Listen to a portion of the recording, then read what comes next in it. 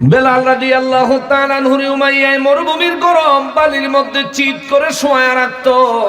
বেলাল রাদিয়াল্লাহু তাআলা আনহুর মরুভূমির বালির মধ্যে চিৎ করে শোয়া বুকের উপরে গরম পাথর দিয়া রাখতো। বেলাল রাদিয়াল্লাহু তাআলা আনহুর মরুভূমির মধ্যে গলার মধ্যে রশি কিংবা শিকল লাগায়া মক্কার দুষ্ট বাচ্চাদের হাতে শিকলের মাথা দড়ির মাথা দিয়ে দিত। গরুর চাইতে নিকৃষ্ট ভাবে বাচ্চারা সারাদিন মরুভূমির মধ্যে বেলাল রাদিয়াল্লাহু তাআলা আনহুরে টানতো। শরীরের পিঠ মোবারক চিরে ফালা ফালা হয়ে যাইত, কিমার মতো হয়ে যাইত। শরীরের পিঠ শরীর একেবারে চিরে রক্তাক্ত হয়ে যাইত সারাদিনে। দিন শেষ হওয়ার পরে সন্ধ্যা বেলায় বেলাল রাদিয়াল্লাহু তাআলা আনহুরে ওই কাফের বেঈমানের বাচ্চারাই না আবার উমাইয়ার কাছে দিয়ে যাইতো। উমাইয়া বেলাল রাদিয়াল্লাহু তাআলা আনহুর এত শাস্তি কেন দিত? 7 বছর বয়সে গোলাম হিসাবে বিক্রি হলো। 9 বছর বয়সে একদিন স্বপ্নে দেখলো রাহমাতুল লিল আলামিন তার দ্বীনের দাওয়াত দিতেছে। সুবহানাল্লাহ। একদিন স্বপ্নে দেখে আমার নবী রাহমাতুল লিল আলামিন কয়, বেলাল তুই তো আমার ইসলামের প্রথম মুয়াজ্জিন, তোরে আল্লাহ কবুল করছে, এখন কালিমা পড় লা ইলাহা ইল্লাল্লাহু মুহাম্মাদুর রাসূলুল্লাহ সাল্লাল্লাহু আলাইহি ওয়াসাল্লাম। চিৎকার দিয়ে বলেন সুবহানাল্লাহ। বেলাল রাদিয়াল্লাহু তাআলা আনহু স্বপ্ন যুগে কালিমা পড়লেন। স্বপ্নে কালিমা পড়ে এখন শুধু নবীর খোঁজে। নবীজির কাছে তো যাইতে পারে না, কারণ সে গোলাম, তার অনেক কাজ করা লাগে, কাফের বেঈমানদের মাইরো খাওয়া লাগে। নবী আমার রাহমাতুল লিল আলামিন স্বপ্ন যুগে দ্বীনের দাওয়াতকে বেলাল রাদিয়াল্লাহু তাআলা আনহু মনে প্রাণে কবুল করলেন। বেলাল রাদিয়াল্লাহু তাআলা আনহু এবার নবীজির খোঁজে মনে মনে। হঠাৎ একদিন আবু বকর সিদ্দিক রাদিয়াল্লাহু তাআলা আনহু বেলাল রাদিয়াল্লাহু তাআলা আনহুরে দ্বীনের দাওয়াত দিলে হযরতে বেলাল রাদিয়াল্লাহু তাআলা আনহু দ্বীনের দাওয়াত কবুল করলেন এবং জিজ্ঞেস করলেন, আবু বকর রে আবু বকর, যে নবীকে রাসূল হিসেবে মেনে নিলাম ওই নবীকে দেখার জন্য আমার মন বড় উতলা। জোরে কোন সুবহানাল্লাহ। সিদ্দিক আকবর রাদিয়াল্লাহু তাআলা আনহু নবীজির দরবারে গেলেন। ইয়া রাসূলুল্লাহ সাল্লাল্লাহু আলাইহি ওয়াসাল্লাম, নবী গো, আমি তো অবসর সময়ে মক্কার গোলামদেরকে দ্বীনের দাওয়াত দেই, তাদের মধ্যে একজন গোলাম আছে হযরতে বেলাল। আমার নবী শোনা মাত্র মুস্কি হাসি দিয়া দিলেন। সুবহানাল্লাহ। আবু বকর সিদ্দিক রাদিয়াল্লাহু তাআলা আনহু চিন্তা করলেন, নবীজি যেহেতু মুস্কি হাসি দিচ্ছেন, তাহলে নবীজি কি তারা চিনে? সুবহানাল্লাহ। নবী বলেন, আবু বকর বলো বেলালের কি হয়েছে? কয়, হুজুর সে আপনাকে দেখতে চায়, আপনারা দিদার চায়। নবী আমার রাহমাতুল লিল আলামিন বলেন, আবু বকর আমার বেলালকে বলে দিও খুব শীঘ্রই বেলালের সঙ্গে আমার দেখা হবে। আল্লাহু আকবার। সিদ্দিক আকবর রাদিয়াল্লাহু তাআলা আনহু বেলাল রাদিয়াল্লাহু তাআলা আনহুকে বললেন, আমার নবী বলেছেন খুব শীঘ্রই তোমার সঙ্গে নবীর দেখা হবে। স্বপ্নে দেখা পাগল পারা নবীজির খবর শুনে হয়ে গেছেন আরো মাতোয়ারা। বেলাল রাদিয়াল্লাহু তাআলা আনহু তখন মূর্তির পূজা উমাইয়ায় করাইতে চায়, লাত উজ্জার কাছে নিয়ে যায়। বেলাল রাদিয়াল্লাহু তাআলা আনহু লাত উজ্জার সামনে মাথা নত করে না। উমাইয়া বলে, বেলাল কি হইছে রে? কয়, না না, আমি লাত উজ্জার পূজা করি না, আমি আল্লাহর ইবাদত করি। সুবহানাল্লাহ। আমি মুহাম্মদ সাল্লাল্লাহু আলাইহি ওয়াসাল্লামের ধর্ম কবুল করেছি। উমাইয়া কয়, তুই মুহাম্মদ রে পাইলি কই? কয়, আমি পাই নাই। কয়, তুই দেখছত নি? কয়, দেখছি। কয়, পাইলি না দেখলি কেমনে? কয়, স্বপ্নে। সুবহানাল্লাহ। স্বপ্ন যুগে দু জাহানের বাদশা রাহমাতুল লিল আলামিন আমার হিদায়াতের দাওয়াত দিয়েছেন। বেলাল রাদিয়াল্লাহু তাআলা আনহুর জবানে উমাইয়া এই খবর শুনে বড় ক্ষিপ্ত হয়ে গেলেন। উমাইয়া তারে আঘাত করলেন, মারলেন, মরুভূমির বালির মধ্যে চিৎ করে শোয়া রাখলেন। গরম বালি। সৌদি আরবে ছিলেন এমন কে আছেন? একটু হাত বাড়ান। সৌদিতে ছিলেন মাশাআল্লাহ। উমরায় যারা গেছে তারাও বলতে পারবে, সকালে 7টা 8টা বাজলে জমিনের পা রাখা যায়নিও, খালি পা রাখা যায়। দুপুরে তো অনেক দূরের কথা। সৌদি আরবের জমিন, পুরো জমিন হলো ম্যাক্সিমাম পাথর, মাটি কম, ম্যাক্সিমাম পাথর। মরুভূমির জমিগুলোতে ফসল হয় না, কারণ হলো ম্যাক্সিমাম পাথর। আমাদের দেশে মাটির ক্ষেত, মাটির জমি, ওদের দেশে হলো পাথরের জমি। সুবহানাল্লাহ। আল্লাহ দিছে পৃথিবীর নাভি, পৃথিবীর মধ্যস্থান। এই পাথর রৌদ্রের তাপে, সূর্যের তাপে যখন গরম হয়, আগুনের চাইতে বেশি গরম হয়ে যায়। বলবেন হুজুর বুঝলাম না, আগুনের চাইতে পাথর বেশি গরম হয় কেমনে বুঝবো? কালকে আপনার ঘরে যদি ছোট্ট এক টুকরা পাথর থাকে কিংবা কোন জায়গা থেকে কালেকশন করবেন, এটারে আগুনের ভিতরে জ্বালাবেন। এটা যখন পুরা গরম হবে, একটা পাত্রের মধ্যে পানি নিয়ে পানির মধ্যে পাথরটা ছেড়ে দিবেন। যেই পানিটা আগুনে গরম করলে 2-3 মিনিট 5 মিনিট গরম হইতে, বয়েল হইতে, বলকাইতে সময় লাগতো, ওই পানিটা পাথরটা রাখার সাথে সাথেই দেখবেন সঙ্গে সঙ্গে পানিটার বলক এসে গেছে, বয়েল হয়ে গেছে। চিৎকার দিয়া বলেন সুবহানাল্লাহ। অর্থাৎ পাথর আগুনের চাইতে বেশি তাপ নিজের মধ্যে ধারণ করতে পারে। ওই পাথরে 50 ডিগ্রি, 45 ডিগ্রি, 40 ডিগ্রি তাপমাত্রা সূর্যের আলো যখন পড়ে, সারাদিনের সূর্যের তাপে পাথরটা গরম হয়ে থাকে। এত গরম হয়ে থাকে, রাত হলে পর্যন্ত ওই পাথরের গায়ে পা রাখা যায় না। রাতের বেলায় পর্যন্ত খালি পায়ে ওই পাথরের উপর চলা মুশকিল হয়ে যায়। ওই পাথরের উপরে দিনের বেলায় এই উমাইয়া বেয়াদবে দিনের বেলায় হযরতে বেলাল রাদিয়াল্লাহু তাআলা আনহুরে এই পাথরের মধ্যে চিৎ করে শোয়া রাখতো। শুয়ে যখন থাকতে চাইতো না, বুকের উপর আবার আরেকটা বড় গরম পাথর আইনা দিয়া দিত। পাথরের নিচে দেখা চিৎকার দিত, আর বেলাল রাদিয়াল্লাহু তাআলা আনহুর জবানে একটা আওয়াজ আসতো, আহাদ আহাদ আহাদ। অন্তরে থাকতো হুয়াল্লাহ, আর জবানে আসতো আহাদ, যার পুরো অর্থ হলো আমার আল্লাহ এক, আমি লাত উজ্জার পূজারি না। চিৎকার দিয়া বলেন সুবহানাল্লাহ। জবানে আসতো আহাদ, অন্তরে থাকতো হুয়াল্লাহ, তিনি আমার আল্লাহ, যিনি এক, তার কোনো শরীক নেই। তাহলে জবানে শুধু আহাদ আসতো কেন? আল্লাহু আহাদ তো আসতে পারতো। সুফিয়ায়ে কেরাম বলেন, বেলাল রাদিয়াল্লাহু তাআলা আনহুর উপরে যখন উমাইয়া নির্যাতন চালাতো, তখন ওই নির্যাতনের সময় উমাইয়া এবং কাফের বেঈমানরা দেখতো বেলাল যন্ত্রণায় কাতরাচ্ছে, কিন্তু হাকিকতে বেলাল রাদিয়াল্লাহু তাআলা আনহু তখন আল্লাহর রাসূলের দিদারে, আল্লাহর মেরাজে মগ্ন থাকতেন। এই জন্য বেলাল রাদিয়াল্লাহু তাআলা আনহু অল্প শব্দ বলতেন, যার দ্বারা অনেক অর্থ বোঝা যায়। তিনি বলতেন আহাদুন আহাদুন আহাদ। চিৎকার দিয়া বলেন সুবহানাল্লাহ। ওই বেলাল রাদিয়াল্লাহু তাআলা আনহুর এমন বর্ণনা পাওয়া যায়, এই উমাইয়া অবশেষে তারা জ্বলন্ত আগুনের কয়লার উপর দিয়ে হাঁটাইলো। এই বেলাল রাদিয়াল্লাহু তাআলা আনহুর মুখের মধ্যে জ্বলন্ত আগুনের কয়লা ঢুকাইয়া দিল। এই পরিস্থিতি যখন হযরতে আবু বকর সিদ্দিক রাদিয়াল্লাহু তাআলা আনহু দেখলেন, তিনি যায় কয়, উমাইয়া রে, ও উমাইয়া, তোর এই গোলাম বেলালের বেচবিনি। আল্লাহু আকবার। তুই আমার কাছে বিক্রি করে দে, তোর এই গোলামটা তো তোর কথা শোনে না, তোর গোলামটা তুই আমার কাছে বিক্রি করে দে। উমাইয়া কয়, বিক্রি করে দিতাম। দে, বিক্রি করে দিলাম। আবু বকর সিদ্দিক রাদিয়াল্লাহু তাআলা আনহু কিনে নিলেন। বেলাল রাদিয়াল্লাহু তাআলা আনহুকে নিয়া দরবারে রিসালাতে আমার রাসূলের কদমে হাদিয়া দিলেন। সুবহানাল্লাহ। আল্লাহ ইয়া রাসূলুল্লাহ সাল্লাল্লাহু আলাইহি ওয়াসাল্লাম, ইয়া রাসূলুল্লাহ জিন্দাবাদ জিন্দাবাদ।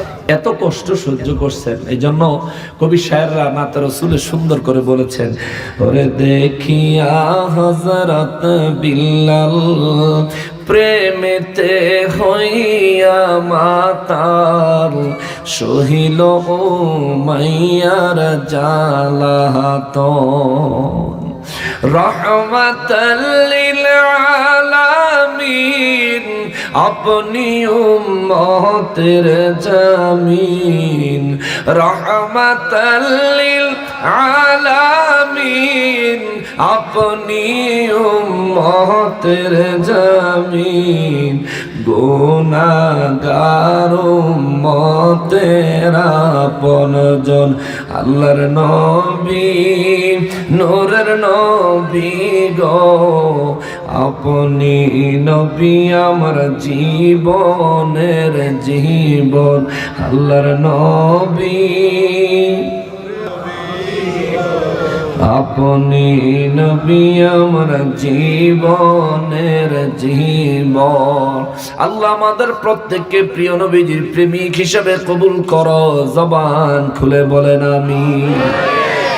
গোলাম থেকে বেলাল রাদিয়াল্লাহু তাআলা আনহু উম্মতে মুহাম্মাদি হলেন, সুবহানাল্লাহ। গোলাম থেকে উম্মতে মুহাম্মাদি হলেন, গোলাম থেকে মুয়াজ্জিনুল ইসলাম হলেন, ইসলামের প্রথম মুয়াজ্জিন হলেন। আমার নবী মেরাজে যখন গেলেন জান্নাতের মধ্যে বেলাল রাদিয়াল্লাহু তাআলা আনহুর কদমের আওয়াজ শুনতে পেলেন, সুবহানাল্লাহ। ইসলামের প্রথম মুয়াজ্জিন বেলাল রাদিয়াল্লাহু তাআলা আনহুকে কেন বানাইছে? এত নির্যাতনের পরেও বেলাল রাদিয়াল্লাহু তাআলা আনহু আল্লাহকে ছেড়ে দেয় নাই, আল্লাহর রাসূলকে ছেড়ে দেয় নাই। সুতরাং নির্যাতন যতই হোক মূর্তির পূজা করা প্রশ্নই আসে না মুসলমানের জন্য। কিন্তু যারা মূর্তির পূজা করে নিজের নির্বাচনের ব্যালট বাক্স ভরতে চায়, আমরা তাদের কাছে ইসলামকে নিরাপদ মনে করি, আল্লাহর ওলিদের দরবার তাদের কাছে নিরাপদ মনে করি। আমরা তাদেরকে অনুরোধ করব, ভাই খাঁটি মুসলমান হন, ভুয়া মুসলমান হয়েন না, ঠিক কিনা বলেন? নির্বাচনের পাওয়ার থাকবো 5 বছর, যদি আপনি বাঁচেন আর এর মধ্যে যদি ফুরুত হয়ে যান, যদি আজরাইল আইসা যায়, আপনার মৌত যদি নসিব হয়ে যায়, মনে রাখবেন আপনার ক্ষমতাও শেষ, দুনিয়াদারিও শেষ, আর জিন্দেগির আমলের হিসাব শুরু হয়ে যাবে। মুসলমানের আরিফ, আমি সামান্যভাবে আমার নবী রাহমাতুল লিল আলামিনের প্রেমের নিদর্শন তুলে ধরার জন্য চেষ্টা করলাম। আমরা সব সময় আল্লাহর ইবাদতের ক্ষেত্রে কাফের বেঈমানের বিরোধিতা করব। আল্লাহর ইবাদত হবে আল্লাহর রাসূলের আদর্শ মোতাবেক। কোন চুক্তির জন্য, কোন শান্তি চুক্তির জন্য, কোন ব্যবস্থাপনার জন্য, কোন কিছুর জন্য বেদিনদের মূর্তির পূজা সমর্থন করা যাবে? পূজা করা তো অনেক দূরের কথা, সমর্থনই করা যেত না। নবীজি যদি একবার জবানে বলতেন, হে মক্কার কাফেরেরা, লাত উজ্জার পূজা আমি সমর্থন করি, কিন্তু আমি তাদের পূজা করি না, আমার নবী যদি এই কথা বলতেন, এরপর থেকে কাফেররা আমার নবীর গায়ে একটা ফুলের টোকাও দিত না। কিন্তু নবী এই কথা বলেন নাই। নবীজির আল্লাহ শিখাইয়া দিলেন, হুজুর আপনি বলেন, ইয়া আইয়ুহাল কাফিরুন, হে কাফেরের দল, লা আ'বুদু মা তা'বুদুন, তোমরা যা আমি তার ইবাদত করি না, তোমরা যাদের পূজা করো তাদের পূজা আমি করি না, আমি যার ইবাদত করি তার নাম কি? সুতরাং পূজার সঙ্গে মুসলমানের কোন সম্পর্ক। আমাদের দেশে যেগুলো হচ্ছে এগুলো বেদিনদেরকে খুশি করার জন্য। মুসলমান হয়েও আপনারা যারা এই সমস্ত নিকৃষ্ট কাজ করছেন, আপনাদের বিরুদ্ধে প্রতিশোধ নেওয়ার ক্ষমতা আমাদের নাই, তবে আপনাদের জন্য ভয়ঙ্কর হুমকি আছে, আল্লাহর দরবারে হিসাব দিতে হবে। যা মনে চায় তা করে যান। আবু জাহেল ক্ষমতা খাটাইছে মক্কা মুআজ্জামায়, আমার নবীকে কষ্ট দিছে বারবার, আল্লাহর ইবাদতে বাধা দিছে, মূর্তির পূজাকে প্রশস্ত করেছে। কিন্তু আবু জাহেল দিন শেষে চলে গেছে, জাহান্নামের লাকড়ি হয়ে গেছে। আবু জাহেলের সন্তান হওয়া সত্ত্বেও ইকরামা রাদিয়াল্লাহু তাআলা আনহু আবু জাহেলের সন্তান হয়েও নবীজির সাহাবী। সুবহানাল্লাহ। আবু জাহেল জাহান্নামী, নবীজির সাহাবী হয়ে আবু জাহেলের ছেলে জান্নাতে। জোরে কন্যা সুবহানাল্লাহ। আবু জাহেল দ্বীনের কাজে বাধা দিত, এখন আমাদের দেশে মাজার জিয়ারতে বাধা দেওয়া হচ্ছে, কবর থেকে মানুষ তুলে পোড়ায়া দেওয়া হচ্ছে। এগুলি কেন করলেন? কই বেটা বাচ্চা থাকতে এই করছে সেই করছে। এই বেটা মানুষ মারা গেলে মানুষের হিসাব নিকাশ নেওয়ার, মানুষকে শাস্তি দেওয়ার, মানুষকে মুক্তি দেওয়ার একমাত্র অধিকার কার? তুমি তারা কবর থেকে তুললা কেন? কোন দলিলে? কোন দলিল তোমার উদ্বুদ্ধ করলো যে কবর থেকে একজন মুসলমানের লাশ তুলে আগুন দিয়ে পোড়াইয়া দিতে? কোন দলিল? যদি একজন মুসলমান দুনিয়াতে তোমার বক্তব্য মোতাবেক শিরক কুফর করার কারণে তার লাশ কবর থেকে উঠাইয়া যদি জ্বালাইয়া দিতে হয়, তাহলে এই দেশে যারা হিন্দুরা ডাইরেক্ট শিরক করে, ওরা ওদের ধর্ম অনুযায়ী কাজ করে, কিন্তু আমাদের ধর্মে তাদের কাজকে শিরক বলে। তাহলে তাদের সাথে কি করা উচিত? এটা ইসলামী জিন্দেগি নয়, এটা সাহাবায়ে কেরামের আদর্শ নয়, এটা আমার নবীজির আদর্শ নয়। বরং কোরআনুল কারীমে সূরা আল আনআমে আল্লাহ রাব্বুল ইজ্জাত ডাইরেক্ট বলেছেন, ওদের মূর্তির পূজায় অংশগ্রহণ করবা না, এমনকি ওদের মূর্তিকে গালিও দিবা না। কে বলছেন? আল্লাহ বলেন ওদের মূর্তিকে গালিও দিও। কেন? তোমরা ওদের মূর্তিকে গালি দিলে ওরা তো বুঝে না, ওরা তোমাদের রব আমি আল্লাহকে গালি দিই। নাউজুবিল্লাহ বলেন। এই জন্য তাদের সাথে আমাদের অতিরিক্ত কোনো পীড়িত নাই। আছে নাকি? আমাদের সাথে হিন্দুদের অতিরিক্ত পীড়িত আছে? দুশ্মনী আসেনি? না, দুশ্মনীও নাই, অতিরিক্ত পীড়িত নাই। আমরা আমাদের ধর্ম পালন করি, ওরা ওদের ধর্ম পালন করে। হ্যাঁ, আমরা তাদেরকে ধর্মের দাওয়াত দিতে পারি, কিন্তু সময় আছে তো। আপনি পূজা মণ্ডপে গেছেন ধর্মের দাওয়াত দিতে, আপনি যদি কালকে কথা বলেন তাহলে আমি আপনার কাছে প্রশ্ন রাখবো, সেখানে আপনি গীতা পাঠ করলেন কেন? আপনি সেখানে কোরআন তেলাওয়াত করবেন। আর যদি তাদের পূজার মণ্ডপে যায় যদি তাদেরকে দ্বীনের দাওয়াত দেন, একজনও দ্বীনের দাওয়াত কবুল করতো না। দ্বীনের দাওয়াত দেওয়ার জন্য আল্লাহ রাব্বুল ইজ্জাতের নির্দেশ হলো উদউ ইলা সাবিলি রাব্বিকা বিল হিকমাতি, তোমরা তোমার আল্লাহর পথে, তোমার রবের পথে মানুষকে দাওয়াত দাও হিকমতের সঙ্গে। কিন্তু আপনারা এটা কি করলেন ভাই? জন্মের পরে যেটা দেখি নাই সেটা দেখাইয়া দিচ্ছেন আপনারা। মারহাবা মারহাবা, এর দ্বারা আপনার বাপ দাদা 14 গোষ্ঠী অনেক সওয়াব পাইব। কেমন? হ্যাঁ, সব বেহেশতে যাইব আল্লাহ জানে। হেবাড়ার বাপ দাদা যারা মারা গেছে, হেরারা তো আর দোষী করতাম পারি না, হেরা তো আর কইয়া যায় না বলে তুই এটা করি। নিশ্চয়ই তার পূর্বপুরুষদের মধ্যে কারো এমন না এমন কোন পাপ ছিল যেই পাপের ফসল এই বেয়াদব সন্তান। আল্লাহ হেদায়েত দেখ, জোরে কোন আমিন। কষ্ট পাইতেছেন আপনারা? মুসলমান রে মুসলমান, নবীর প্রেমিক হতে হবে, সাহাবায়ে কেরামের প্রেমের ন্যায় প্রেমিক, তাবেঈগণের প্রেমের ন্যায় প্রেমিক হতে হবে। রাসূলের প্রেম যার চরিত্রে থাকবে তার মুখে দাড়ি থাকবে। রাসূলের প্রেম যার চরিত্রে থাকবে তার শরীরের মধ্যে ইসলামী পোশাক থাকবে।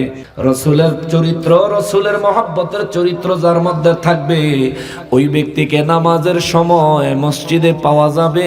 কথা বলেন ঠিক কিনা? এখন আপনি যদি বলেন আমি নামাজ পড়ি না, তাতে কি হইছে? আমার ঈমান মজবুত। এরকম কই না আসেনি? আপনার লেগা সূরা আনকাবুত, সূরা আনকাবুত কোরআন শরীফের 29 নম্বর সূরা, একেবারে 2 নম্বর আয়াতটা দেখবেন না, জানো প্রথম আয়াতে আল্লাহ তাআলা বলছেন, মানুষ কি মনে করে খালি ঈমান আনছি এই কথা বললেই সে মুক্তি পাবে? এটা আল্লাহ, ঠিক আল্লাহ কোরআন শরীফে বলছেন এই কথাটা। মানুষ কি মনে করে যে ঈমান আনছি এই কথাটা বললেই তাকে মুক্তি দেওয়া হবে, তার আর জীবনের আমলনামার হিসাব নেওয়া হবে না? সুবহানাল্লাহ বলে। সুবহানাল্লাহ। এ মুসলমানের আরে এজন্যই নবীর মহব্বত করেন, সপ্তাহে 2 বার দাড়ি চাচেন। কেমন মহব্বত ভাই আপনার? নবী বলেন একবার যদি দাড়িতে খুর লাগায়, আমি নবীর কলিজার মধ্যে খুর লাগানো হয়, আপনি দাড়িতে খুর লাগালেন, তবে হ্যাঁ আপনার মহব্বত ওই ওয়াহাবিদের চাইতে ভালো। আপনি দাড়িতে খুর দিলেও ঈমান আকীদার ক্ষেত্রে আপনার নিয়ত ঠিক আছে, ঈমান আকীদা ঠিক আছে, কিন্তু আমলের ক্ষেত্রেও নবীজির সুন্নাতের পাবন্ধ হতে হবে। তাইলে আপনার মধ্যে পরিপূর্ণ প্রেম আছে, এটা বোঝা যাবে। বেলাল রাদিয়াল্লাহু তাআলা আনহু জীবনে কয়বার দাড়ি চাচ্ছে? হযরতে আবু বকর সিদ্দিক রাদিয়াল্লাহু, একজন সাহাবীর কথা বলেন যে সাহাবী শেভ করছে, দাড়ি চাচ্ছে? কেউ না। তাহলে আমরা কেন করব? দাড়ি আইছে কই থেকে জানেননি? এটা কথা মনে হইছে বলবো একটু, আপনাদের কষ্ট হয়ে যাইতেছে? বেসুরা ওয়াজ আর কত শুনবে? 12টা বাজে যাইতে। দাড়ি আইলো কই থেকে? পুরুষের আল্লাহ দাড়ি কেন দিল? আদম নবীরে যখন বানাইছিল আল্লাহ, তখন কিন্তু দাড়ি দিয়া বানায় নাই। সুবহানাল্লাহ। আদম নবীকে আল্লাহ যখন বানাইছেন তখন দাড়ি দিয়া বানায় নাই। আদম নবীরে বানায় জান্নাতে ছেড়ে দিছে। আদম নবী জান্নাতে ঘোরাঘুরি করে, হঠাৎ করে একা একা আর ভাল লাগে না। আল্লাহ কয় জিবরাইল, আমি জানতাম আমার আদমের একা একা ভাল লাগতো না। তুমি একটা কাম করো, জিবরাইল আমার আদমরে একটু ঘুম পাড়াইয়া দাও। ঘুম পাড়াইয়া দিলেন, আদম নবী ঘুমালেন। আদম নবীর বাম পাজর থেকে অতিরিক্ত একটা হাড় আল্লাহ আগেই দিয়ে রাখছিলেন। সুবহানাল্লাহ। আল্লাহ কয় জিবরাইল অপারেশন করে এটা বের করো। জিবরাইল আমিন যে বানাইলো আল্লাহ ডাক্তার। জিবরাইল আমিন আদম নবীর হাড্ডি মোবারক বের করলেন। আমার রব্বুল আলামিন হযরতে মা হাওয়া আলাইহিস সালামকে সৃষ্টি করলেন। হাওয়া আলাইহিস সালামের বানায়া জান্নাতি পোশাক পরায়া ৬২ রকমের গয়না লাগায়া। সুবহানাল্লাহ। কত রকম? আপনাকে বউরা যদি ২-৩ রকমের জিনিস ১৫ ফিন দেয়, এরপরে আপনারা বউরে কমপ্লেইন করেন এত জিনিস লাগে। হ্যাঁ, ৬২ রকমের গয়না হাওয়া আলাইহিস সালামের পরাইছে কে? আরো জোরে বলেন না কে? মেয়েরা, মায়েরা, বোনেরা, তারা যখন গয়না পরে তাদেরকে অনেক খারাপ লাগে। দেখতে খারাপ লাগে না, সৌন্দর্য আরো বাড়ে, সৌন্দর্য আরো বাড়ে, আরো আকর্ষণীয় হয়ে ওঠে। সুবহানাল্লাহ বলেন। আল্লাহ তাদেরকে এইভাবেই বানাইছে। হাওয়া আলাইহিস সালামের ৬২ রকমের গয়না দিলেন। হাওয়া আলাইহিস সালাম আদম নবীর কাছে আয় না, খালি হেদিকে ঘুরে। সুবহানাল্লাহ। হেদিকে খালি ঘুরে। আদম নবী ঘুম থেকে উঠতেছে, ও মাই দেখি ব্যস্ত তো আমি একলাই আছিলাম, এটা আবার করতে আইলো। আল্লাহ কত সুন্দর। সুবহানাল্লাহ। আমার বলা হয়নি। আজকে দেখলাম মাশাআল্লাহ অনেক মোটরসাইকেল দিয়া আমার গিয়া একেবারে মোহব্বত সহকারে সুন্দর করে একেবারে কি বলে এটারে প্রোটোকল দিয়া আমরা রিসিভ করে নিয়ে আস। তো মোটরসাইকেল দেখে একবার মনে উঠছে, আরে এই মোটরসাইকেল খালি হুজুরে রিসিভ করে, মাঝে মধ্যে মোটরসাইকেলের পিছনে জানি কেউ উড়েনি। আল্লাহ আল্লাহ। এবারকার 14 ফেব্রুয়ারিটা পড়ছে নির্বাচনের একদিন পরে। কেমন? হ্যাঁ, নির্বাচনের খুশি উড়াইলেন। আসলে যুবকরা কেন যুবতীদের প্রতি আন্তরিক? আল্লাহ বানাইছি এমনি মিয়া। এই জন্য আল্লাহ পুরুষদেরকে 4টা পর্যন্ত বিয়ে করা হালাল করেছেন। ভাগ্যে এই ওয়াজ কইেন না, তাইলে ভাব দিত খবরদার। আল্লাহ 4 জন পর্যন্ত বিবি রাখাই পুরুষদের জন্য হালাল করেছেন। হযরতে আদম আলাইহিস সালাম জান্নাতের মধ্যে যখন মা হাওয়া আলাইহিস সালামকে দেখলেন ৬২ রকমের গয়না পরা, আদম নবী দেখে একবার চিন্তা করছিল, কাছে যাই জিগাই, কে গো তুমি? সুবহানাল্লাহ। এটা জিগাই, কে গো তুমি, পরিচয় কি? পরে ভালো করে নজর কইরা আদম আলাইহিস সালাম আর সামনে যায় না, জায়গাতেই দাঁড়ায় রয়েছে, বসে রয়েছে। আল্লাহ কুদরত থেকে ডাক দিয়া কয় আদম। আদম আলাইহিস সালাম বললেন লাব্বাইক ইয়া রাব। আল্লাহ কয় কি হইছে তোমার? কয় আল্লাহ ওই যে কি জানি একটা আড়ে। আল্লাহ কয় হ, ওটা হাওয়া। সুবহানাল্লাহ বলেন।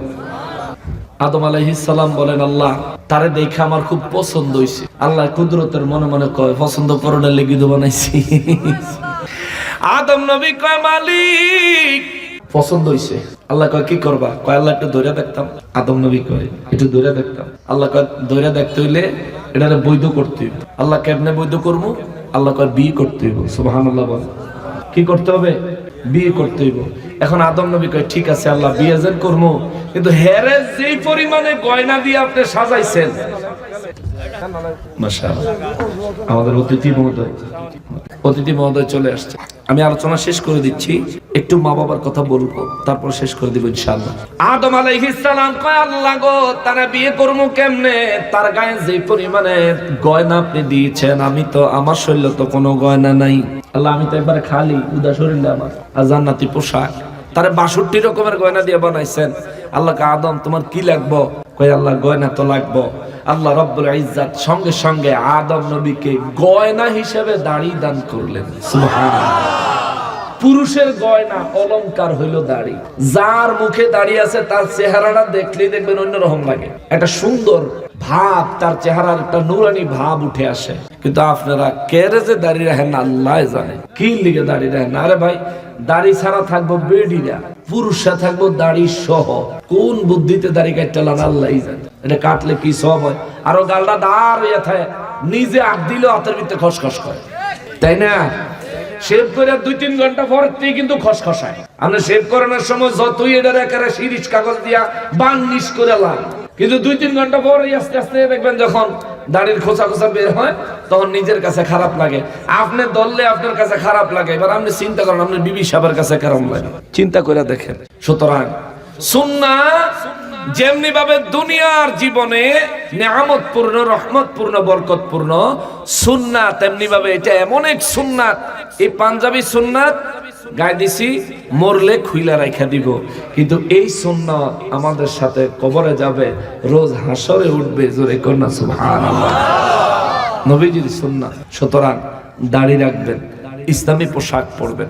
মা বাবার খেদমতের বিষয়ে বলি, রব্বুল আলামিন সূরা লুকমানের 14 নম্বর আয়াতে বলেন, বিসমিল্লাহির রহমানির রহিম ওয়া ওয়াসাইনাল ইনসানা বিওয়ালিদাইহি হামালাতহু উম্মুহু ওয়াহনান আলা ওয়াহনি ওয়া ফিসালুহু في عامين أن اشكر لي ولوالديك إلي المصير। আওয়াজ করে পড়েন সুবহানাল্লাহ। রব্বুল আলামিন বলেন, ওয়াসাইনাল ইনসানা বিওয়ালিদাইহি, আমি আল্লাহ মানব জাতিকে নির্দেশ দিয়েছি তারা যেন তাদের মা বাবার সঙ্গে উত্তম আচরণ করে। সুবহানাল্লাহ। কেমন আচরণ? উত্তম। জোরে বলেন, কেমন আচরণ? উত্তম। উত্তম আচরণে ধমক আসেনি? বলেন, ধমক আছে? উত্তম আচরণে মা বাবার সাথে খারাপ আচরণ করার কোন সুযোগ আছে? মা বাবার খরচপত্র না দেওয়ার কোন সুযোগ আছে? সূরা বনী ইসরাঈলে আল্লাহ বলেন, তোমার মা বাবা দুইজনকে অথবা একজনকে যদি তুমি বৃদ্ধ অবস্থায় পাও, আমি আল্লাহর নির্দেশ হলো তাদের পক্ষ থেকে পাওয়া কোনো কষ্টে কিংবা তাদের দায়িত্ব পালন করার দায়িত্বের ভারে ওজনে ফালা তাকুল্লাহুমা উফিউ, উফ শব্দটা পর্যন্ত ব্যবহার করবা না। জোরে করনা আল্লাহু আকবার। নিজে নিজে তাও আরেকজনের কাছে না। আপনি তাদেরকে মা বাবার দায়িত্ব পালন করার ক্ষেত্রে আপনি উফ শব্দটা মুখ দিয়ে ব্যবহার করবেন না। আল্লাহর নির্দেশ। নামাজের নির্দেশ দিলেন কি? নামাজ পড়া হইল ফরজ, পড়লে সওয়াব আছে। নামাজ ছাড়া কি ফরজ না গুনাহ? নামাজ ছাড়া, নামাজ ছাড়লে আল্লাহর হুকুম অমান্য হয়, যার কারণে গুনাহ হবে। মা বাবার প্রতি নারাজ হইয়া কোন সন্তান যদি কষ্টে কারো কাছে কিছু কয় নাই, কারো কাছে কিছু বলে নাই, খালি নিজে নিজে কইছে উফ, এটাও গুনাহ, এটা ফরজ তরক, এক ওয়াক্ত নামাজ না পড়লে যেই রকম গুনাহ, মা বাবার দায়িত্ব পালন করার ক্ষেত্রে উফ শব্দ ব্যবহার করা ঠিক একই রকম গুনাহ। কেননা নামাজের হুকুমদাতা আল্লাহ, উফ শব্দ না করার জন্য হুকুমদাতা আমার আল্লাহ। উফ শব্দের ব্যাখ্যা করেছেন মুহাদ্দিসিনে কেরাম, মুফাসসিরিনে কেরাম।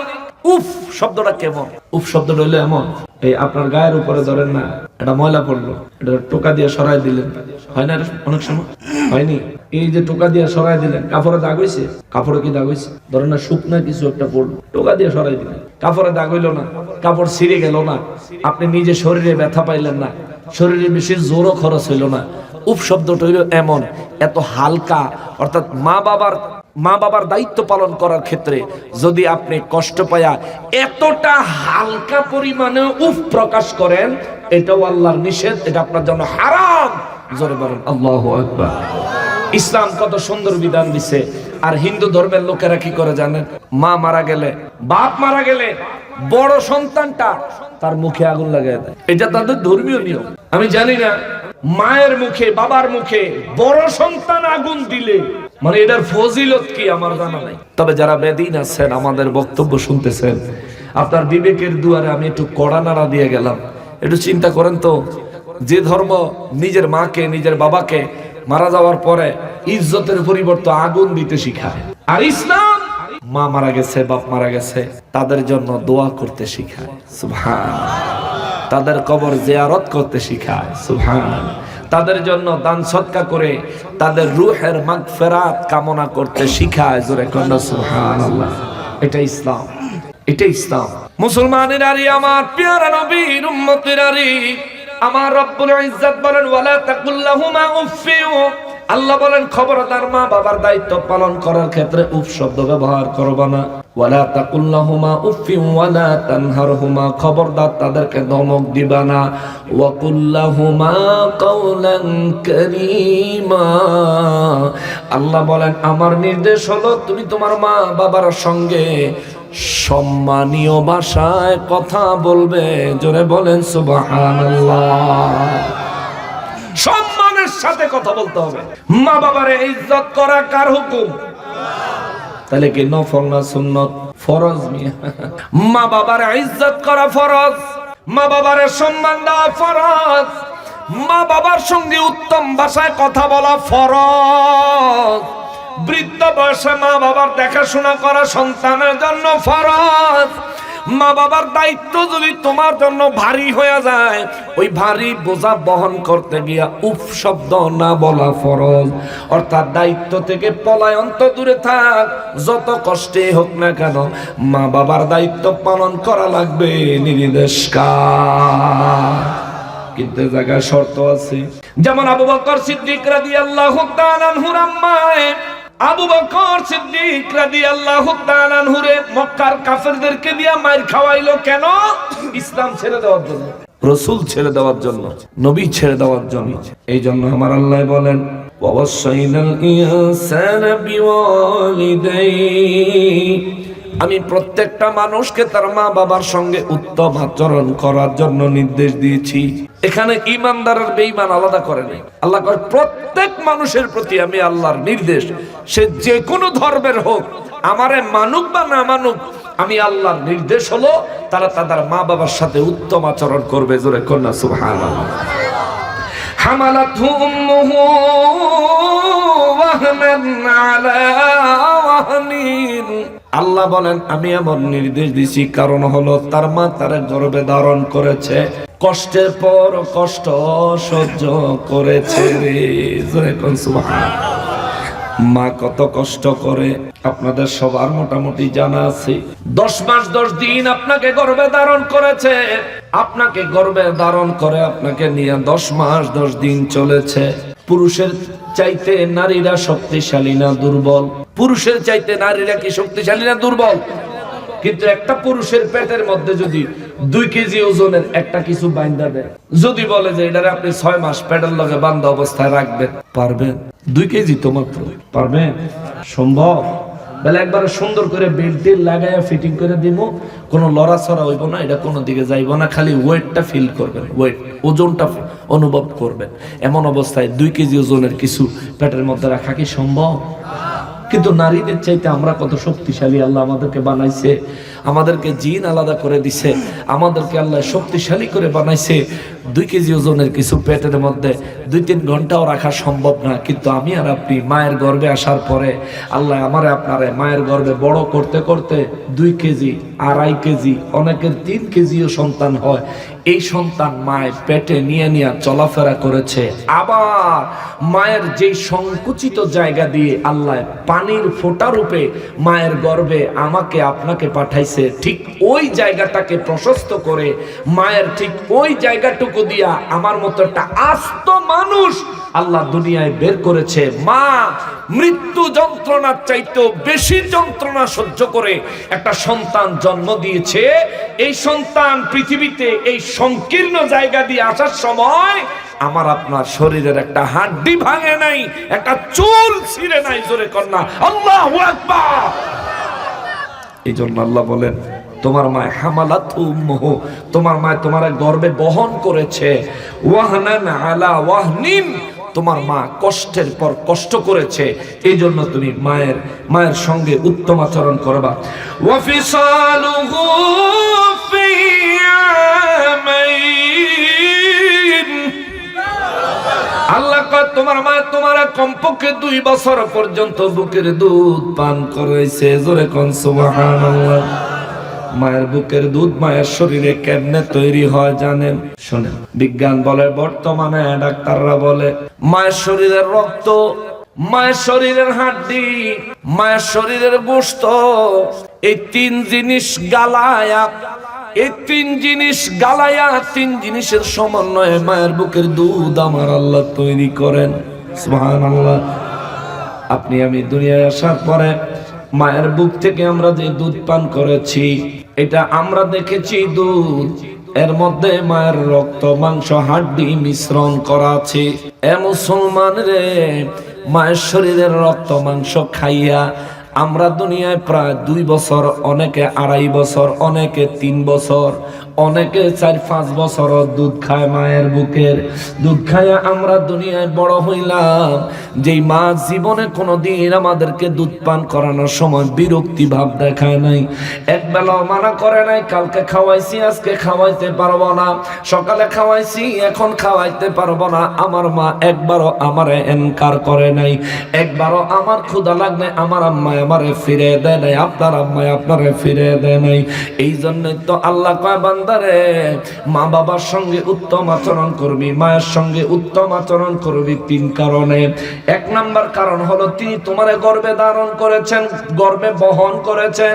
2 নাম্বার কারণ হলো তোমার আমায় কষ্টের পর কষ্ট সহ্য করেছেন। 3 নাম্বার কারণ হলো তোমার মায়ের দুধ তুমি পান করে বড় হয়েছো। এই জন্য নবীজিকে জিজ্ঞেস করলো, নবী গো, আমার পিতা এবং মাতার মধ্যে আমার কাছে সবচেয়ে বেশি মর্যাদা পাওয়ার অধিকারী কি? আমার নবী বলেন তোমার মা।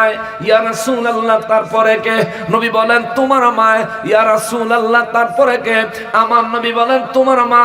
ইয়া রাসূলুল্লাহ, তারপরে কে? আমার নবী বললেন তোমার বাবা, তোমার বাবা, তোমার বাবা। 3 বার মায়ের কথা বললেন, 1 বার বাবার কথা বললেন। কেন?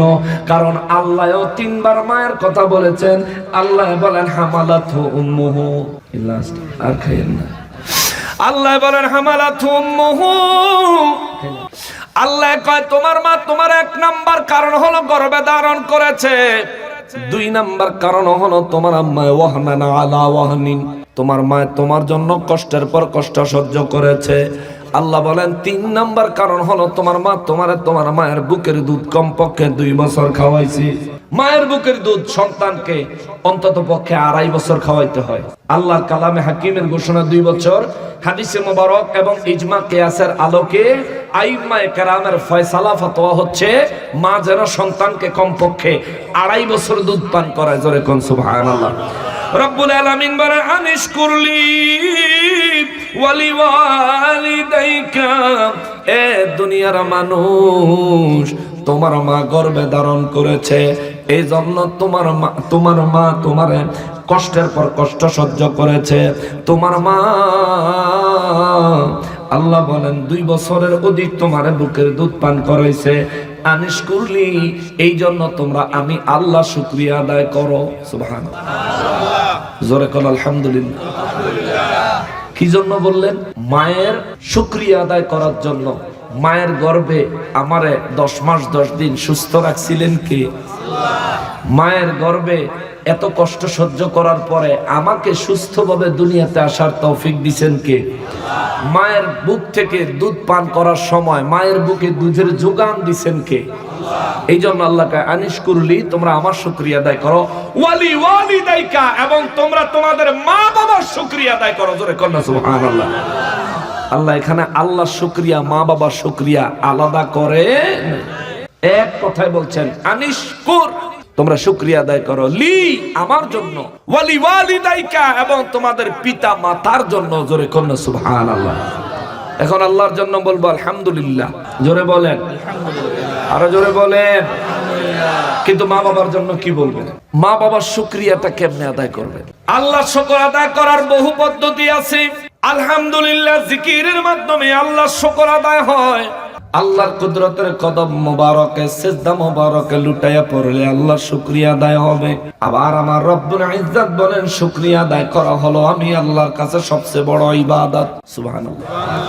ওয়াশকুরু ইয়া কুনতুম ইয়াহু তা'বুদুন, যদি তুমি ইবাদতকারী হতে চাও তবে আমি আল্লাহ শুকরিয়া আদায় করো। সুবহানাল্লাহ। মা বাবার শুকরিয়া কেমনে আদায় করব? ওই যে সূরা বনী ইসরাঈলে আল্লাহ বলছেন মা বাবার সঙ্গে উফ শব্দ উচ্চারণ করো না, মা বাবারে ধমক দিও না, মা বাবার সঙ্গে সুন্দর ভাষায় সম্মানের সাথে কথা বলো, মা বাবার সঙ্গে সদাচরণ করো। মা বাবাকে আল্লাহ কোরআনুল কারীমে বলছেন রব্বায়ানি সগীরা, আল্লাহ কয় আমিও তোমাদের রব, তোমাদের মা বাবারও আমি আল্লাহ বলছি রব। সুবহানাল্লাহ। আমি তোমাদের রব, সৃষ্টিকর্তা হিসেবে তামাম কুল কায়নাতের লালন পালনকারী।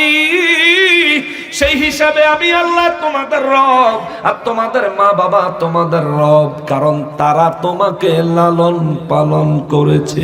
সুবহানাল্লাহ। আমি তৌফিক দিছি, তারা লালন পালন করেছে।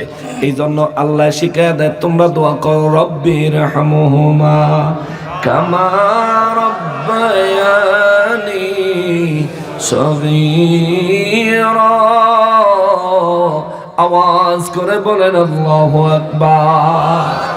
চিন্তা করে দেখছেন, শুকর আদায়ের ক্ষেত্রে আল্লাহ মা বাবা শুকরিয়া আদায় করা, আল্লাহ শুকর আদায় করারে আলাদা করে না। সুবহানাল্লাহ। আনিশকুর লি ওয়ালি ওয়ালিদাইকা, আনিশকুর তোমরা শুকর আদায় করো, কৃতজ্ঞতা প্রকাশ করো, লি আমার কাছে, ওয়ালি ওয়ালিদাইকা তোমার মা বাবার কাছে। মা বাবার গুরুত্ব কম নি? কম। আরে মা বাবার কথা মতো যেজন চলে না, মা বাবার কথা মতো যেজন চলে না, আল্লাহ নবীজির দয়া তারা পাবে না। ঠিক কিনা? আল্লাহ রাসূলের দয়া ওই যুবক পাবে না, ওই ব্যক্তি পাবে না যে ব্যক্তি মা বাবার সঙ্গে উত্তম আচরণ করে না। মাথায় রাখবেন, এটা ভুলে যাবেন না, সহজ বিষয় না। আল্লাহও দয়া করতো না, আল্লাহ রাসূলও দয়া করতো না। রব্বুল আলামিন বলেন, ওয়ালি ওয়ালিদাইকা ইলাইয়াল মাসির। মনে রাখো, আমার শুকর আদায় করবা না, তোমার মা বাবার শুকরিয়া আদায়কারী হইতা না, ইলাইয়াল মাসির, আওন লাগবো কিন্তু আমার কাছে। সুবহানাল্লাহ। তোমার প্রত্যাবর্তন কিন্তু আমার কাছে। তুমি ইচ্ছা করে আসো আর অনিচ্ছায় আসো, তুমি ঈমান নিয়ে আসো আর ঈমান ছাড়া আসো, যেমনি হোক আমার কাছেই আসতে হবে। তোমার জিন্দেগীর আমলের হিসাব দিতে হবে। জোরে বলেন না আল্লাহু আকবার। এই পুরা আয়াতের সম্পূর্ণ অংশে আল্লাহ নসিহত কইরা শেষে আল্লাহ কঠিন একটা হুমকি দিয়ে দিলেন, যে যেগুলো নসিহত করছি এগুলোর উপরে যদি আমল না করো তাহলে ইলাইয়াল মাসির, আমল লাগবো কিন্তু আমার কাছে। আর যখন আমার কাছে আইবা তখন আমার বুঝ মতন বানামো। ঠিক কিনা বলেন? আমার বুঝ মতন বানামো। বানানি খাইবেন নি? রাজি আছেন নি বানানি খাইতে? না। যার মা বাবা বেঁচে আছে, মা বাবার সঙ্গে উত্তম আচরণ করবেন। যার মা বাবা বেঁচে নাই, সে কি করবে? সাহাবায়ে কেরামদের মধ্যে আমার নবী রাহমাতুল লিল আলামিনের দরবারে একদিন কান্নার রোল পড়ে গেল। কারণ ছিল এটাই, আমার নবী বর্ণনা করেছিলেন, যে ব্যক্তি মায়ের চেহারায় একটা মায়ার নজর দিবে, আমার আল্লাহ তার আমলনামায় একটা কবুল হজের সওয়াব দিয়ে দিবে। আরেক সাহাবী বলেন, কেউ যদি দুইবার মায়ের দিকে মায়ার নজর দেয়, আল্লাহ বলেছেন, তার আমার নবী বলেছেন, আমার আল্লাহ তার আমলনামায় 2টা কবুল হজের সওয়াব দিয়ে দিবে। আরেক সাহাবী বলেন, হুজুর কেউ যদি 3বার মায়ের দিকে মায়ার নজর দেয়, নবী বলেন 3টা কবুল হজের সওয়াব আমার আল্লাহ দিয়ে দিবে। আমার নবীকে আরেক সাহাবী বলেন, নবী গো কেউ যদি একদিনে 100 বার মায়ের চেহারায় মায়ার নজর দেয়, আমার নবী বলেন আমার আল্লাহ কৃপণ নয়। সুবহানাল্লাহ। অর্থাৎ 100 না, তুমি যদি 1 লক্ষ 1 কোটি বারও যদি একদিনে মায়ের চেহারায় মায়ার নজর দিতে পারো, আল্লাহ তোমার 1 কোটি কবুল হজের সওয়াব দিতে পারে। জোরে কন্যা সুবহানাল্লাহ। এই জন্য নবী বললেন আমার আল্লাহ কৃপণ না। এক সাহাবীকে, হুজুর বাবার চেহারার দিকে তাকাইলে কি হবে? আমার নবী বলেন 3 দিকে তাকায়া থাকলেই সওয়াব। সুবহানাল্লাহ। জোরে কও, আরো জোরে কও। 3 দিকে তাকায়া থাকলেই সওয়াব। হুজুর কোন কোন দিকে? আমার নবী বলেন 1 নাম্বার বাইতুল্লাহর দিকে, 2 নাম্বার আল্লাহর কোরআনের দিকে, 3 নাম্বার তোমার বাবার চেহারার দিকে। সুবহানাল্লাহ। এই তিন দিকে তাকায়া থাকলেই সওয়াব হয়। কাবার দিকে তাকায়া থাকলে আপনি কিছু না পড়লেও সওয়াব। সুবহানাল্লাহ। জোরে কোন সুবহানাল্লাহ। হায় হায়, কাবার যে কি শান, বাইতুল্লাহর যে কি শান, ওই জায়গায় না গেলে বুঝবেন না, যারা গেছে তারা জানে। আর বাইতুল্লাহ চাইতো, কাবার চাইতেও বেশি স্বাদ হলো কাবারও কাবা রহমাতুল লিল আলামিনের কাছে। কথা বলেন ঠিক কিনা? যার অন্তরে প্রেম আছে সেই কেবল বুঝবে, আর যার অন্তরে প্রেম নাই, হ্যাঁ মদিনা মুনাওয়ারায় গিয়ে ঘুরবো আর কি। কত কুকুর বিড়ালও তো ঘুরে। আমি বলবো যার অন্তরে নবীর প্রেম নাই, কুকুর বিড়ালের চাইতেও অধম ওই ব্যক্তি। কুকুরের অন্তরে, বিড়ালের অন্তরে রাসূলের জন্য মহব্বত, মায়া, প্রেম আছে না নাই? আছে মানে অনেক আছে, অনেক আছে, অনেক আছে। ওই নাদান মুসলমানের চাইতেও কুকুর বিড়াল সৌভাগ্যবান। কথা বলেন ঠিক কিনা? আমার রব্বুল আলামিন বলেন সূরা লুকমানের 15 নম্বর আয়াতে, এবার আমার আল্লাহ একটু ব্যতিক্রম কথা বললেন, ওয়া ইন জাহাদাকা আলা আন তুশরিকা বিমা লাইসা বিহি ইলম, যদি তোমার মা বাবা তোমারে শিরক করতে বাধ্য করতে চায় যে সম্পর্কে তোমার কোনো জ্ঞান নাই, আল্লাহ কয় ওয়া ইন জাহাদাকা আলা আন তুশরিকা বি, যদি তোমার মা বাবা আমি আল্লাহর সঙ্গে শিরিক করার জন্য তোমারে বাধ্য করতে চায়, আমি আল্লাহর সঙ্গে শিরিক করতে বাধ্য করতে চায়, মা লাইসা বিহি ইলম, যে সম্পর্কে তারাও জানে না তুমিও জানো না, আল্লাহ কয় ফালা তুতিহুমা, আল্লাহ কয় কখনোই তাদের কথা মানা যাবে না। সুবহানাল্লাহ, জোরে কও সুবহানাল্লাহ। এখন আপনার আব্বা যদি কয় মাঝবান্ডার দরবারে যাইও না, মানন যাইতো? আপনার আব্বা যদি কয় ওলি আল্লাহদের দরবারে যাইও না, মানন যাইতো? আপনার আম্মা যদি কয় নবী প্রেমের মজলিসে যাইও না, মানন যাইতো? নির্দেশকা মা বাবার হুকুম মানতে হবে, মা বাবার সঙ্গে উত্তম আচরণ করতে হবে, ধমক দেওয়া যাবে না, এটা যে আল্লাহর হুকুম। মা বাপ যদি শিরক করার জন্য, নবীর ইজ্জতে আঘাত করার জন্য, কোনোভাবে নবীর প্রতি বদ আকীদা পোষণ করার জন্য মা বাপ যদি কোনো সন্তানকে বলে, চেষ্টা করে, তাহলে ওই সন্তানের দায়িত্ব হলো ফালা তুতিহুমা, ওই মা বাবাদের কোনো কথার অনুকরণ করবে না। নির্দেশ কার? আল্লাহ। জোরে বলেন কার? এটার বাস্তব প্রমাণ আবু বকর সিদ্দিক রাদিয়াল্লাহু তাআলা আনহু তার মায়ের নেতৃত্বে কাফেরদের মার খাইছে, কিন্তু মায়ের কথা মেনে নেয় নাই, ইসলামকে মায়ের কথায় ত্যাগ করে নাই। হযরত ওমর ফারুক আযম রাদিয়াল্লাহু তাআলা আনহুর সামনে তার বাবা যখন আমার রাসূলকে গালি দিয়েছে, এক কোপে কল্লা ফেলায় দিল। সুবহানাল্লাহ। কার মাথা ফেলাইছে? জোরে কোন কার? এই কক্সবাজারে যদি এই ঘটনা ঘটতো, এই বেড়ারে কক্সবাজার কেউ মানুষই কইতো না, এটা মানুষ হই না, এটা বাপের কেমনে কাম করলো। কিন্তু আল্লাহ রাসূলের দরবারে গেছে, যাওয়ার পর আল্লাহ রাসূল তাকে ফারুকে আজম উপাধি দিয়েছে। ফারুক আজম অর্থ কি জানেন? সর্বশ্রেষ্ঠ সত্য মিথ্যার পার্থক্যকারী। সুবহানাল্লাহ। আল্লাহ রাসূল তার এই লকব দিলেন, কিভাবে পাইলেন? হককে প্রতিষ্ঠা করার জন্য। ওই যে আল্লাহ বলছেন ফালা তুতিহুমা, তাদের আনুগত্য করা যাবে না। ওয়া সাহিবহুমা, আল্লাহ কয় তাদের আনুগত্য করা যাবে না, তাদের কথা মানা যাবে না, কিন্তু তাদের সঙ্গে উত্তম ব্যবহার করাই লাগবে। সুবহানাল্লাহ, সুন্দর ব্যবহার করাই লাগবে। এই জন্য সিদ্দিক আকবর রাদিয়াল্লাহু তাআলা আনহু কাফের বেঈমানরা যখন তার মায়ের নেতৃত্বে আঘাত করলো, আবু বকর সিদ্দিক রাদিয়াল্লাহু তাআলা আনহু তার মায়ের সঙ্গে একটা খারাপ শব্দ ব্যবহার করেন নাই, রাগ করে মায়ের কষ্ট দেওয়ার মতো একটা শব্দ প্রয়োগ করেন নাই। আল্লাহ ওয়া সাহিবহুমা ফিদ দুনিয়া মারুফা, রব্বুল আলামিন বলেন ওয়া সাহিবহুমা ফিদ দুনিয়া মারুফা, তোমার পক্ষে যতটা সম্ভব ততভাবে তুমি তোমার মা বাবার সঙ্গে এই দুনিয়ায় উত্তম আচরণ করবা, সুন্দর ব্যবহার করবা। তাইলে মা বাবার অনুসরণ করব না কখন? মা বাবা মুশরিক বানাইতে চায় যখন। আচ্ছা, আপনার মা বাবা যদি আপনারে মুশরিক বানাইতে চায়, আল্লাহ কয় তাদের আনুগত্য করা যাবে না, কিন্তু তাদের সঙ্গে উত্তম আচরণ করতে হবে। তাহলে একটা জিনিস তো রয়ে গেল যে হায় হায়, তাহলে আমি আনুগত্য করব কার? আমার তো পথ দেখানে ওয়ালা লাগবে, আমাকে তো হেদায়েতের রাস্তা দেখানে ওয়ালা লাগবে। আমি কার দেখানো পথে চলবো? একই আয়াত আল্লাহ বলে ওয়াত্তাবি সাবিলা মান আনাবা ইলাইয়া, যারা আমি আল্লাহর দিকে ধাবিত, আমি আল্লাহর পথে যারা চলেছে, আল্লাহর বর্তমান যুগে আল্লাহর ওলিরা, আল্লাহ বুঝিয়ে দিলেন ওই আল্লাহর ওলিদের পথ মত আনুগত্য অনুসরণ করো। জোরে কোন সুবহানাল্লাহ।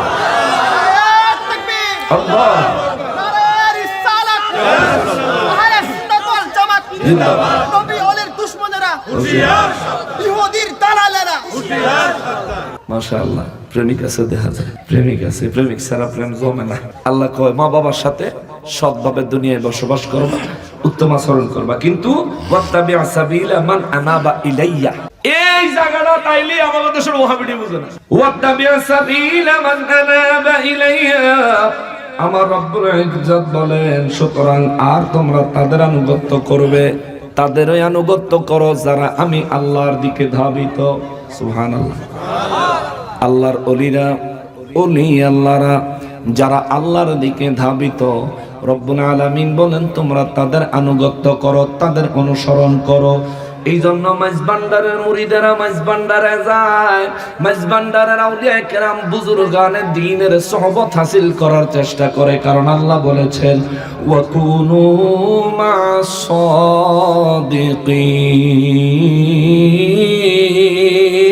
সাদিকিন। রব্বুল আলামিন বলেছেন তোমরা সৎ লোকদের সঙ্গ লাভ করো, সর্বোত্তম সৎ লোক হলো আল্লাহর ওলিরা। ঠিক কিনা বলেন? আর আমরা যে সৎ, মাশাআল্লাহ মাশাআল্লাহ, সুবিধার তেলে একটু বেশি দাও হইলেই আমরা মিছা কথা কইয়া লাই, টুকুস করে টুপি মাথার দিয়ে মিছা কথা কইয়া ফালাই, চান্স পাইলেই ওজনে কম দিয়া দিই। আমরা বিশাল মুসলমান, বাপরে। হায় হায়। রব্বুল আলামিন বলেন ওয়াত্তাবি'আস সাবিলা মান আনাবা ইলাইয়া, সুতরাং তোমরা তাদের আনুগত্য করো যারা আমি আল্লাহর দিকে ধাবিত। আল্লাহ ইশারা দিলেন আল্লাহর ওলিদের দিকে, আল্লাহ ইশারা দিলেন উলামায়ে আহলে সুন্নাত ওয়াল জামাতের দিকে। সুতরাং কেউ যদি চিন্তা করে নিজে নিজে আল্লাহ পাওয়া যাইব, ওলি আল্লাহ লাগবো না, তার চিন্তাটা কি সঠিক না ভুল? নিঃসন্দেহে ভুল। আল্লাহ দেখায় দিছে আল্লাহর ওলিদেরকে, সুবহানাল্লাহ বলে। আল্লাহ দেখায় দিছে আল্লাহর ওলিদেরকে, আর মানুষ চিন্তা করে না না ওলিও লাগতো না, আর ওলি কি নবীও লাগতো না বলে। তারা এই এমন এক আজীব দেশে বসবাস করে, এই দেশে মানুষ মুসলমান নামের আগে হেবেটা কয় আল্লাহ রে ফাইতে মাঝখানে দালালের দরকার। দালাল যে কইলো মাঝখানে তো ওলি আল্লাহরাও পড়লো, এমনকি আমার রাসূলের হিসাবটাও চলে আসলো। আল্লাহ পাওয়ার জন্য রাসূলের দরকার আসেনি?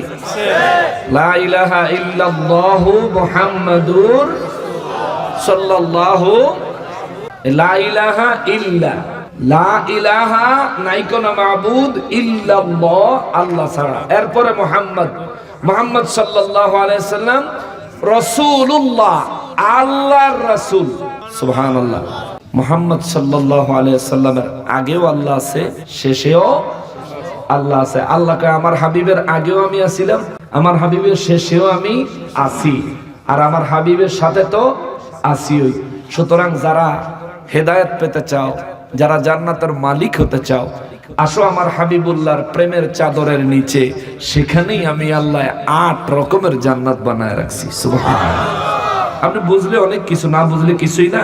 আর আপনি যদি না বুঝেন, হেডাও আল্লাহ কয়ে দিয়েছে সুম্মা ইলাইয়া মারজিউকুম ফাউনাব্বিউকুম বিমা কুনতুম তা'মালুন। শোনো, সুম্মা ইলাইয়া মারজিউকুম, অতঃপর তোমরা কিন্তু আমাদের কাছেই ফিরে আসতে হবে। ফিরে যাওয়ান লাগবে নি, আসলে যাওয়ান লাগবে নি। আপনার হায়াত এখন কম আছে, আপনি এখন যুবক আছেন, আপনি ফিরাত যাওয়ানের লাগে আরো 50 বছর দেরি হইব, নিশ্চয়তা আছে নি? নিশ্চয়তা আছে? ছোট বাচ্চা মারা যায়নি, কিশোর বাচ্চা মারা যায়নি, টিনেজার বয়সের মানুষ মারা যায়নি, যুবক মারা যায়নি, মধ্যম বয়সী মানুষ মারা যায়নি। আরে আসার সময় সবাই শিশু, যাওয়ার কালে কিন্তু সবাই বুড়া না। আসার সময় সবাই শিশু, যাওয়ার কালে কিন্তু সবাই বুড়া না। আসার সিরিয়াল আছে, আগে দাদাই আসে, পরে আপনার বাবা আসে, পরে আপনি দুনিয়ায় আসছেন। কিন্তু যাওয়ার কালে অনেক দাদা আর আগে তারা নাতি চলে যায়। কথা বলেন ঠিক কিনা?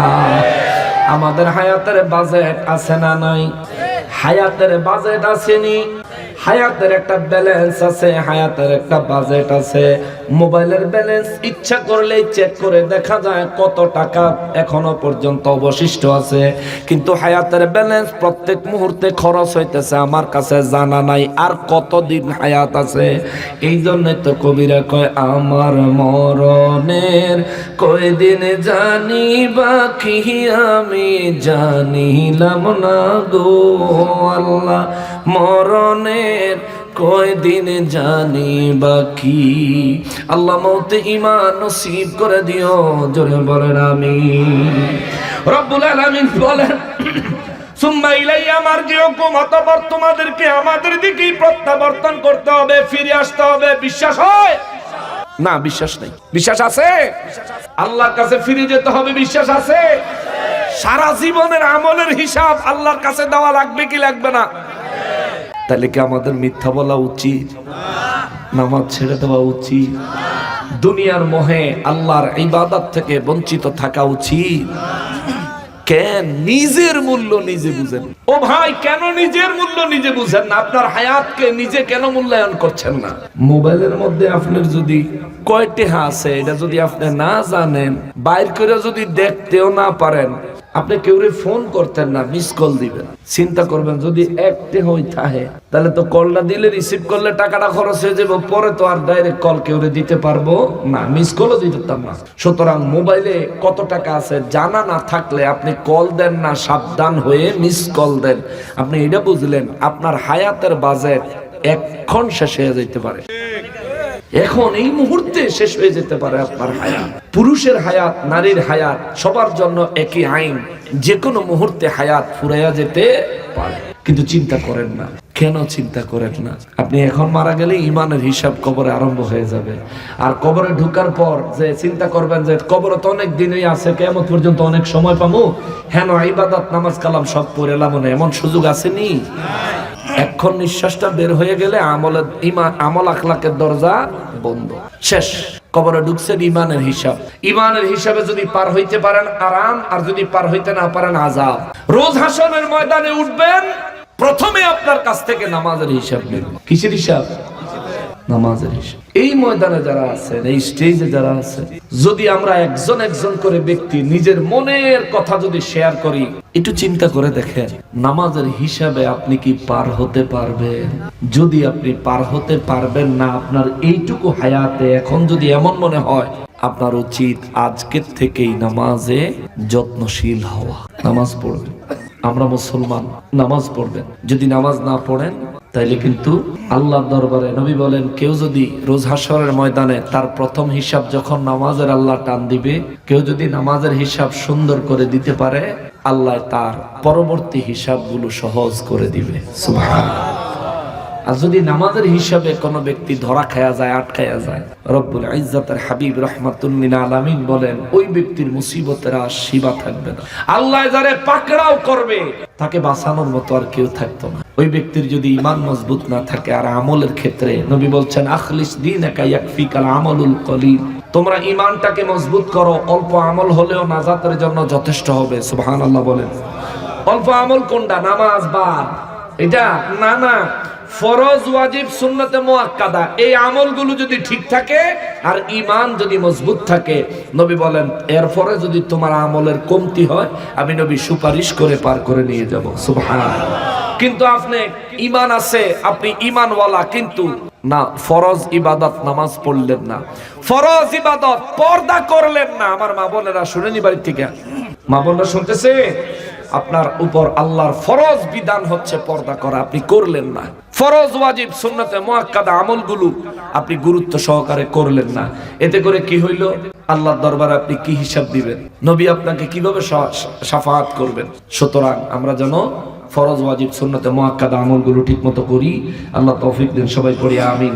এরপর আমার আল্লাহ বলেন, ফাউনাব্বিউকুম বিমা কুনতুম তা'মালুন, রোজ হাশরের ময়দানে আমি আল্লাহ জানাইয়া দিব তোমরা সারা জীবন কি কি আমল করেছিলে। চিৎকার দিয়া বলেন সুবহানাল্লাহ। এই জন্য ওলি আল্লাহর মজলিসে যাইতে হয়। আল্লাহর ওলির মজলিসে গেলে আপনারে জিকির করাবে, দোয়া দুরুদ পড়াবে, নবীর উপর দুরুদ সালাম পড়াবে, আপনাকে তরিকতের আমল শিক্ষা দিবে, জীবনের কাজা নামাজগুলোর এই কি বলে গ্যাপ পূরণ করার পথ পদ্ধতি শিক্ষা দিবে। এগুলো আপনি যদি আল্লাহর ওলির দরবারে যান, যতক্ষণ থাকবেন আল্লাহর ইবাদতের উপরেই থাকবেন। কথা বলেন ঠিক কিনা? আর যদি আল্লাহর ওলির দরবারে যাওয়া বন্ধ করে দেন, যদি চা পানি খাওয়া শুরু করে দেন, দোকানে ফাটে গুললেন গাললেন, আপনার অন্তরে নবীজির মহব্বত বসবে না। কারণ এটা বসাইতে আগে জানতে হবে কে বসায়া দিব, যে এটা জানে। সুতরাং আল্লাহ তাআলা আমাদেরকে যেন আউলিয়া কেরামের সোহবত নসিব করেন, নবীর প্রেম দিয়ে আমাদের ঈমানকে মজবুত করেন, এবং আমাদের প্রত্যেককে যেন প্রিয় নবীর খাঁটি উম্মত হিসেবে নাজাত প্রাপ্ত আহলে সুন্নাত ওয়াল জামাতের মতাদর্শী হিসেবে আল্লাহ আমাদেরকে কবুল করেন। সবাই পড়ি আমিন।